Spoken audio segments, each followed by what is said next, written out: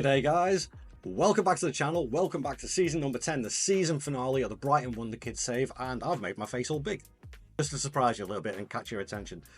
Let's go and find out what is happening on the final season of this Wonder Kid rebuild, and hopefully we can actually pick up a little bit of silverware to finish off the save beautifully. So yes, as I say guys, I've made myself all small again now, just to fit into the corner of the picture.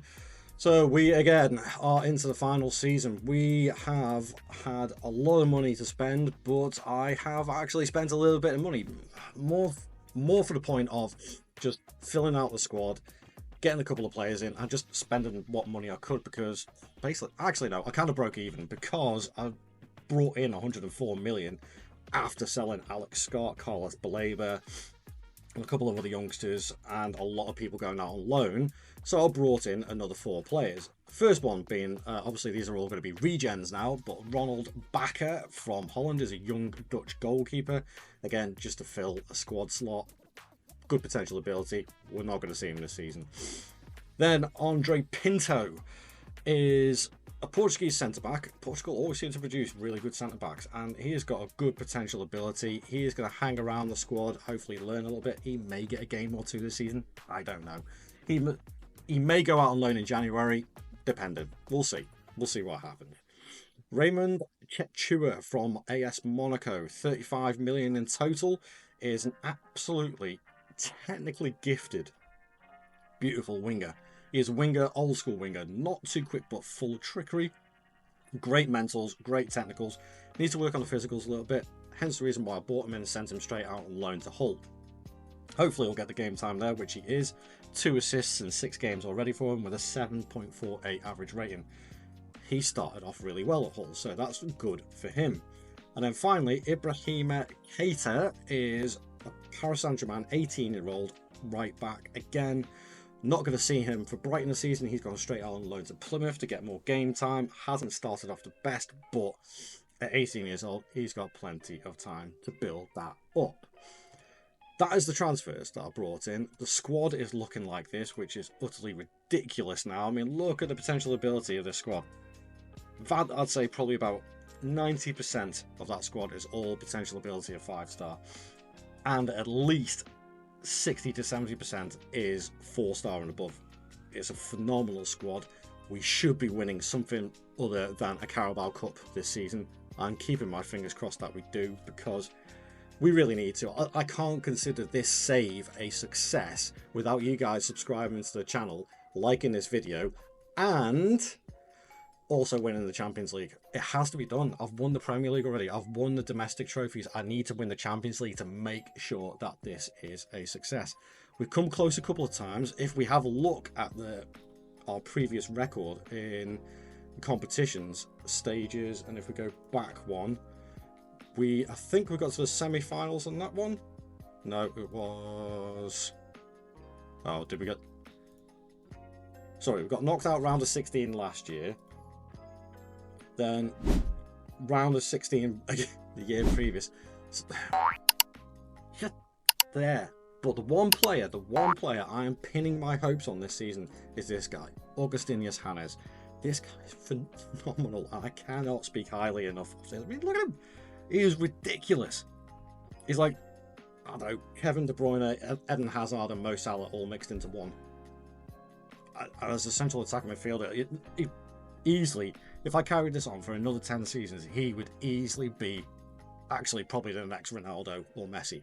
Without a doubt. Without a doubt. But with that being said, all these competitions coming our way.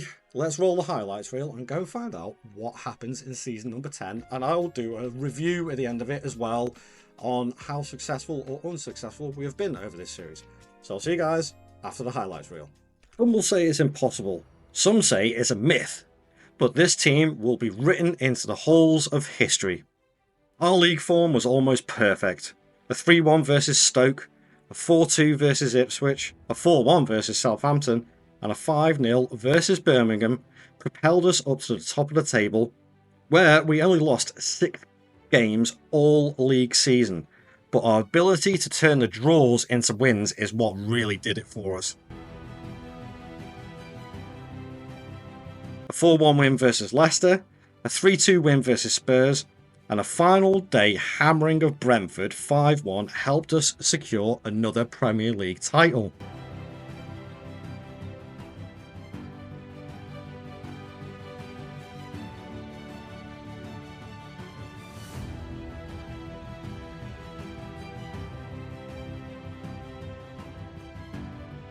But it certainly didn't stop there, beating the likes of Cardiff, Nottingham Forest, and then Arsenal in the final 5-2 means we won the FA Cup again. It was also the same in the Carabao Cup, knocking out Newcastle, Man United, and Everton 8-0 on aggregate, and for a final versus Spurs. And Spurs were resoundingly whooped 4-1 to claim a domestic treble for Brighton Hove Albion. But that's still not all. Obviously, the domestic form could have affected our European form, but this season it was not the case. Beating PSG 3-0, Man City 2-1, and Bayer Leverkusen 3-0 helped us qualify into the top 8.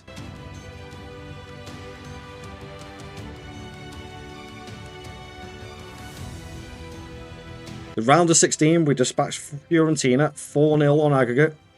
Then Arsenal 5-0 on aggregate. PSG were waiting for us in the semis, but again, we beat them 4-1 on aggregate to take us into our first ever Champions League final versus Barcelona, where we amazingly won 5-0 and to win our first ever Champions League final and also the club's first ever quadruple to make it the absolutely perfect season.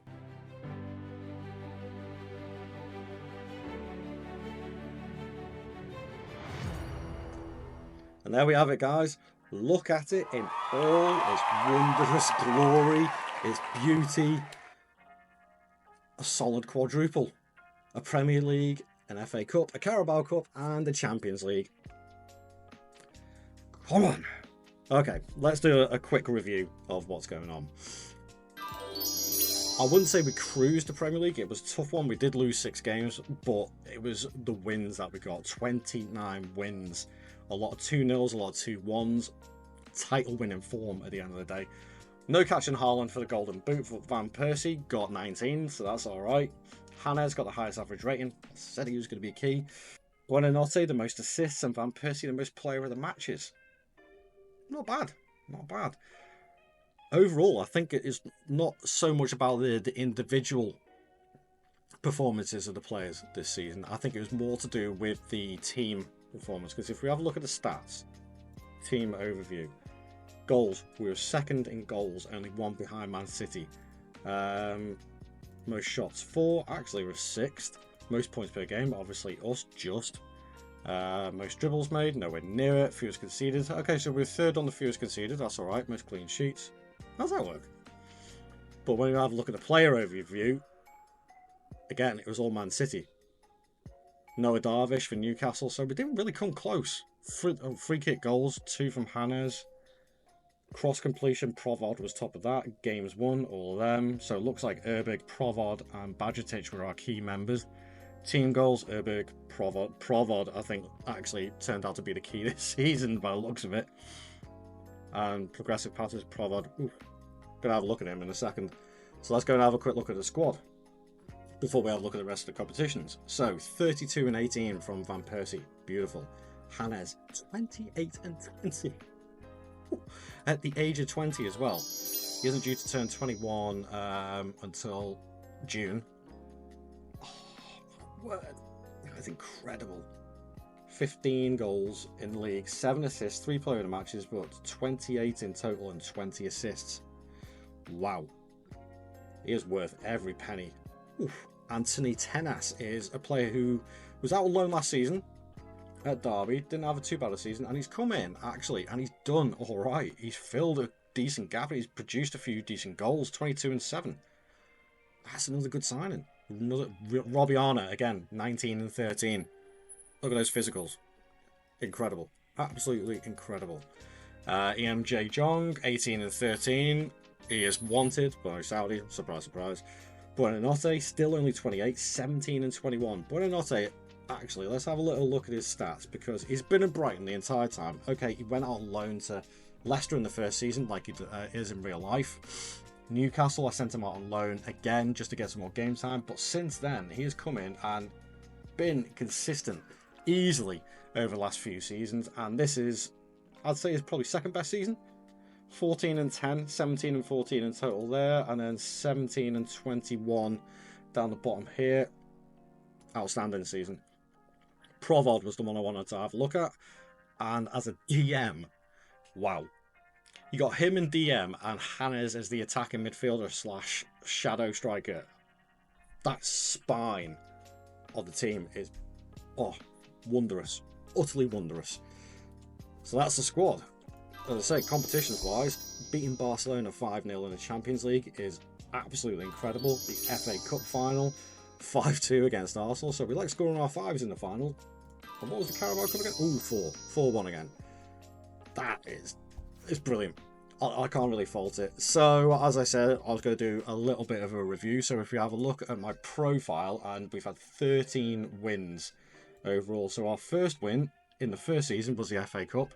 Then we went a couple of seasons without winning anything, disappointingly. And then we won the Europa League. And then we got the Super Cup, the Challenge Cup and the FA Cup. And then we got the Community Shield, our first Premier League title, and an FA Cup. So it was a domestic double. Then we missed out on the season. Then we won the Carabao Cup. And then we just done the quadruple in our final season. So that's not too bad at all. I can't really complain at that, to be fair. If we have a look at Brighton's history now, 1 Champions League, 2 Premier League titles, 2029, 2023, 2033, 4 FA Cups, a Super Cup, a Europa League, and 2 Carabao Cups. That makes their trophy cabinet look a hell of a lot nicer, and I would actually consider this a success. And as a whole, as an experiment, yes, a team of Wonder Kids, if you keep the majority of them together, will form an absolute super team and win you the quadruple. Even with a wacky tactic like that, where I was just attacking. Goals win games, and that's what I went for. Also, finally, I wanted to have a look at the World Player of the Year, World Football of the Year. So if we go and have a look at this, Goalkeeper of the Year, we didn't get anywhere near. None of our goalkeepers got there. Golden Glove was the same. If we have a look at the Golden Ball, it's the usual suspects. Usual suspects. Although, saying that, I do remember we picked up one for Patrick Provod for the under-21s. I've got to think Augustinius Hannes is going to win that one a few months down the line, because all the awards are in the December, so I'm not going to load that up, but I've got to think he's going to win that. Oh, actually, just noticed Maximilian Anholzer got second this year, which isn't too bad, and when you look at him, it is understandable why he did, because didn't have as much game time, but again, outstanding. Like, probably if he did have some more game time, he would have beaten this Lewis Williams easy. Easy, he would have beaten him. So there we have it, guys. 10 seasons at Brighton with a Wonder Kid team, 2 league titles, a Champions League, and a few other trophies scattered in between. I'd say that has been a big success. So thank you very much for joining me on this journey. Don't forget to subscribe to the channel and give this video a like, and come and join us for the next save, which is going to be a Youth to Gold series on the retro database, the 94-95 database with Ajax. Come and join me for that one, because that one is going to be awesome. I'll see you guys in the next video. Ta-ra.